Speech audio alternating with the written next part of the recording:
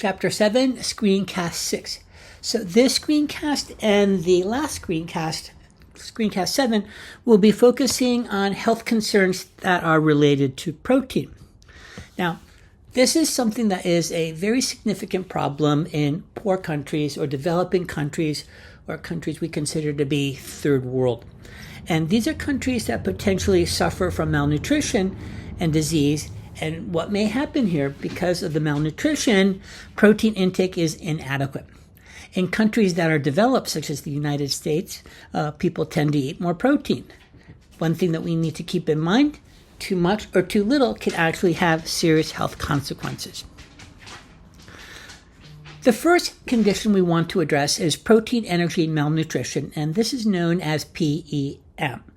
And generally, this is a condition that is very much associated with a decrease in caloric intake.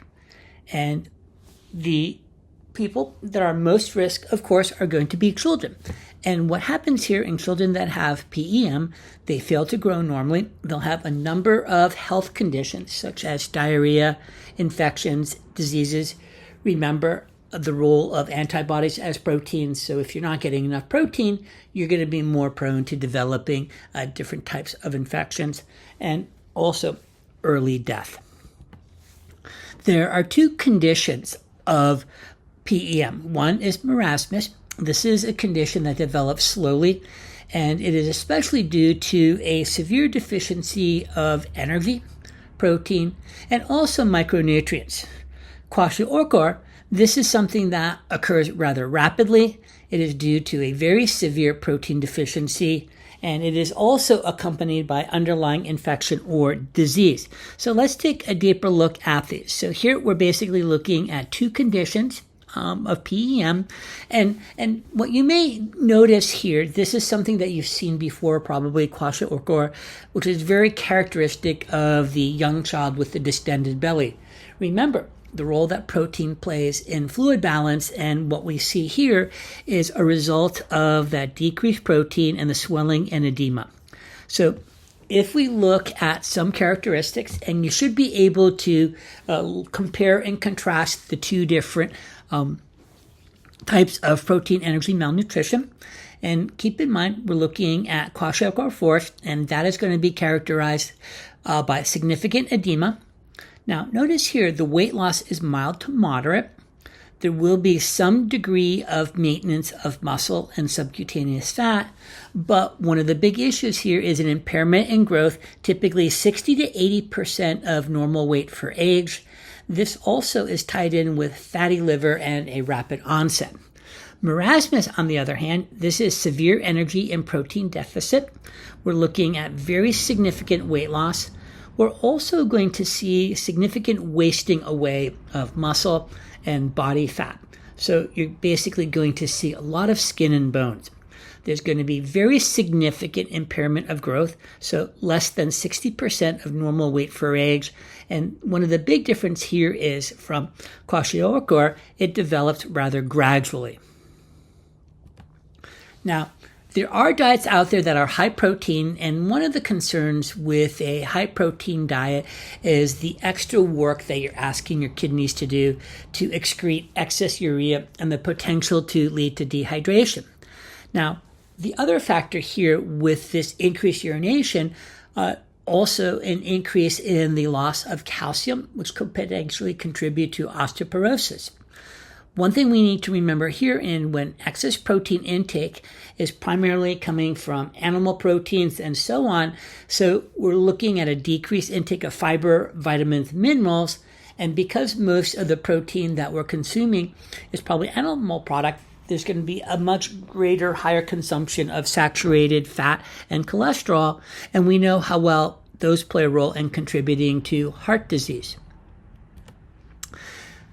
The other clinical condition that we want to take a look at are food allergies. And what we're looking at here is the protein. They actually are the allergens, and they are going to cause a hypersensitivity and trigger an immune response. What they do is they stimulate white blood cells to produce antibodies, mostly immunoglobulin IgE. Now, when we look at these allergies, the symptoms typically are runny nose, sneezing, itchy skin, hives, an upset digestive system, and the most severe type is anaphylaxis. Now, anaphylaxis is a life-threatening condition, and this results in decreased blood pressure and respiratory distress, and actually is a fatal condition without medical treatment. Typically, think of EpiPen. There are 8 foods that account for 90% of all food allergies, so this is something you should be comfortable with. And those foods are tree nuts, peanuts, milk, eggs, shellfish, fish, soy, and wheat. Now, here we basically look at a rather diverse set, of sources that are food protein allergies, and they were addressed before. So we see eggs, fish, and shellfish, especially shellfish. Many individuals have very, very significant food allergies to shellfish, but we also have soy, dairy. Probably the most infamous of all are going to be peanut allergies. We've all heard stories of a child or someone that had a very, very severe peanut allergy and inadvertently consumed peanuts, and what a life-threatening condition that can actually be. Now, there are some things that you can do to actually prevent allergic reactions to food. One, avoid foods that you know to be triggers, making sure that you read labels. When you are going out to eat in a restaurant, make sure you ask questions. And probably one of the most important and the easiest to forget is the prevention of cross-contact.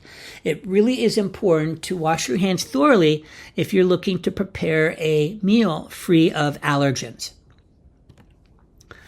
Now, one concern is food allergies in infants, and there are a number of things that can be done. One in particular is feed babies only breast milk or formula until they are 4 or 6 months of age. Make sure you speak to a pediatrician before giving infants and children foods that we know to be highly allergenic. If an allergy is diagnosed, then that food must be avoided. For those not at high risk, it's possible to introduce small amount of potentially allergenic foods at ages of 4 to 6 months. And one thing to keep in mind, a lot of children that have food allergies will eventually outgrow them.